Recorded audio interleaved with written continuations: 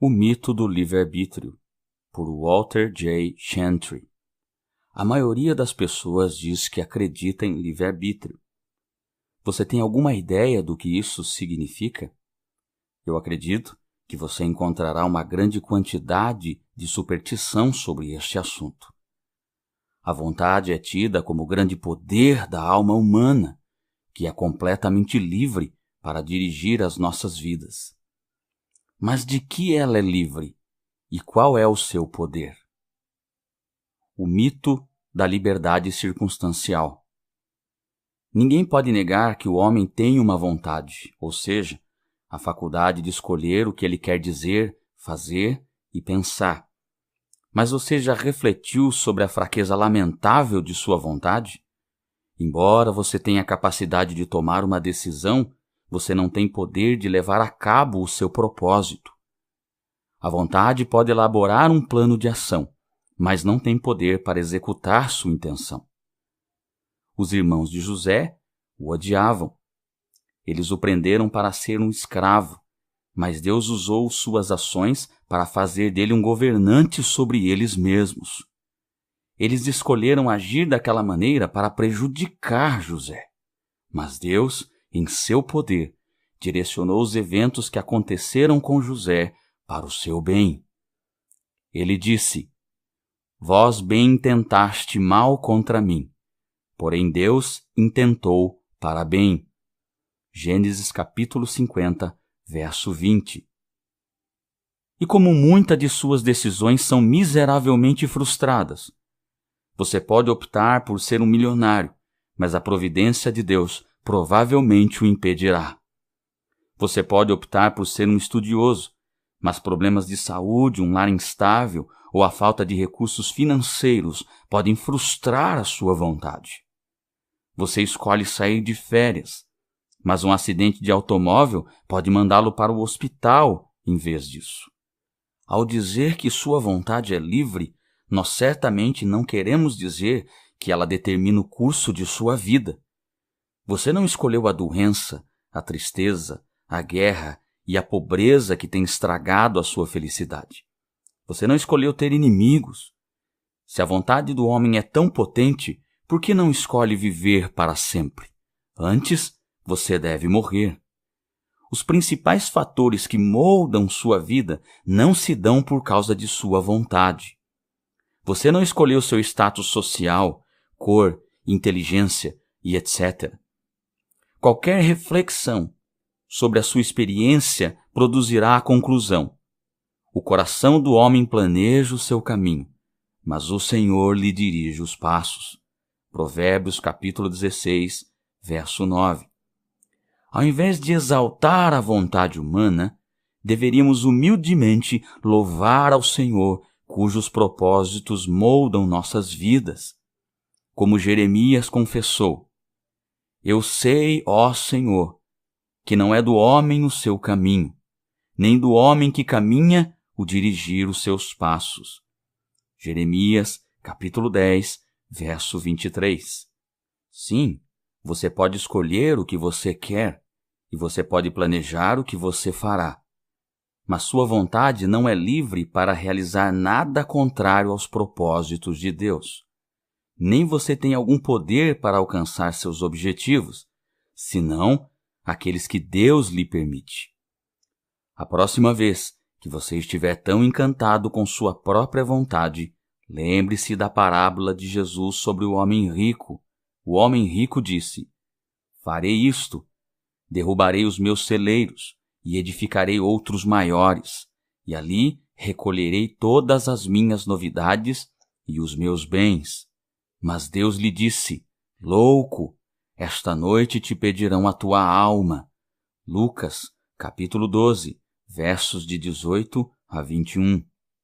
Ele era livre para planejar, mas não era livre para realizar.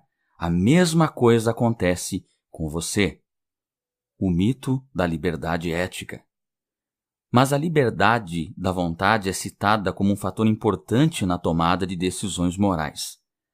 A vontade do homem é dita ser livre para escolher entre o bem e o mal. Mas devemos perguntar novamente: a partir do que ela é livre? E o que a vontade do homem é livre para escolher? A vontade do homem é o seu poder de escolha entre alternativas. Sua vontade decide suas ações a partir de uma série de opções. Você tem a faculdade de dirigir seus próprios pensamentos, palavras e ações. Suas decisões não são formadas por uma força externa, mas por uma força que está dentro de você mesmo. Nenhum homem é compelido a agir contra a sua vontade, nem forçado a dizer o que não deseja. Sua vontade guia suas ações. No entanto, isso não significa que o poder de decidir está livre de qualquer influência. Você faz escolhas com base no seu entendimento, seus sentimentos, seus gostos e desgostos e seus apetites.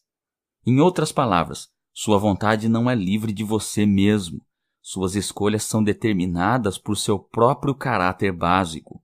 A sua vontade não é independente de sua natureza, antes é escrava dela.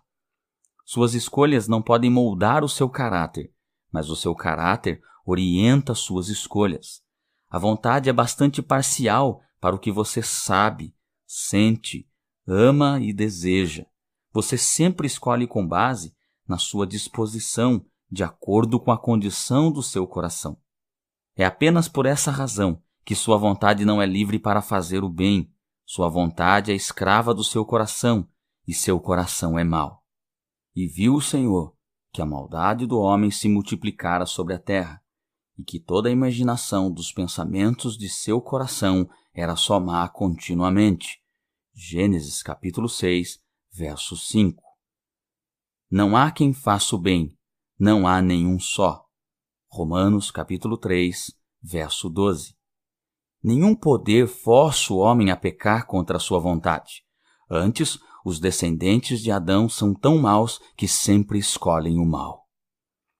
Suas decisões são moldadas pelo seu entendimento, e a Bíblia diz o seguinte a respeito de todos os homens: o seu coração insensato se obscureceu.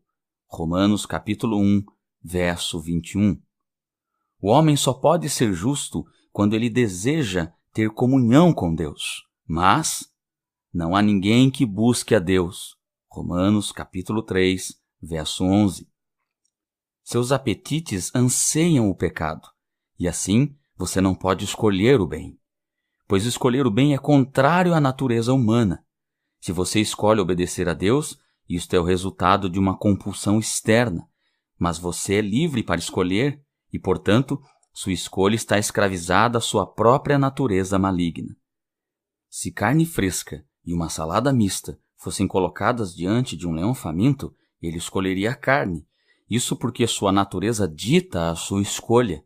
É exatamente assim com o homem. A vontade do homem é livre de força exterior, mas não da inclinação da natureza humana. Essa inclinação é contrária a Deus. Os poderes de decisão do homem são livres para escolher o que o coração humano dita.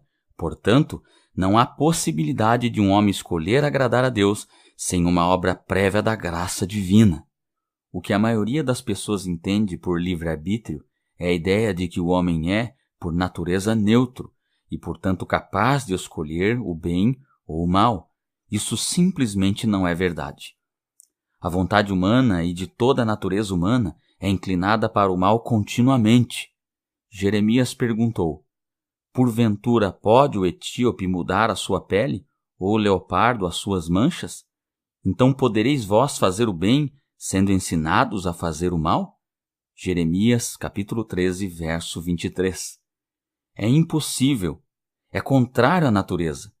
Assim, os homens precisam desesperadamente da transformação sobrenatural de suas naturezas. Do contrário, as suas vontades são escravizadas para escolher o mal. Apesar do grande louvor que é dado ao livre-arbítrio, vimos que a vontade do homem não é livre para escolher agir de forma contrária aos propósitos de Deus. Nem é livre para agir contra sua própria natureza moral.